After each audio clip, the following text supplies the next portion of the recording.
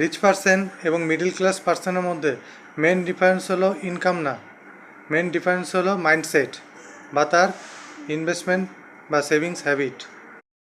Class পার্সনরা কী করে, salary পেলে আগে খরচ করে ফেলে এবং বাকিটা সেভিংস করে, এবং তারা ইনভেস্টমেন্ট নিয়ে খুব কনফিউশনে থাকে, তাই ইনকাম থাকলেও ওয়েলথ গ্রোথ হয় না।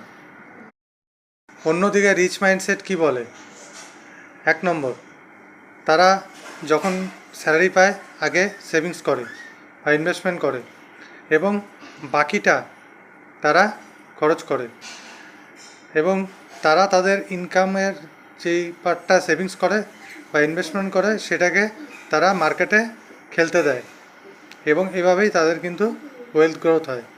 তাই আগে ইনকাম, তারপরে আপনার ইনভেস্টমেন্ট এবং তারপরে আপনার খরচ, এইভাবে করলে পরে আপনার ওয়েলথ গ্রোথ কিন্তু দিন দিন বাড়তে থাকবে।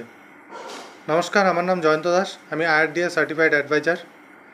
আপনি যদি নিজের মাইন্ডসেট চেঞ্জ করতে চান এবং ফিনান্সিয়াল নলেজ আপডেট করতে চান, তাহলে আমার এই চ্যানেলটি ফলো করুন।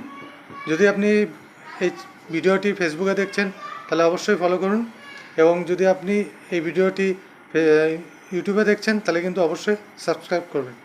ধন্যবাদ।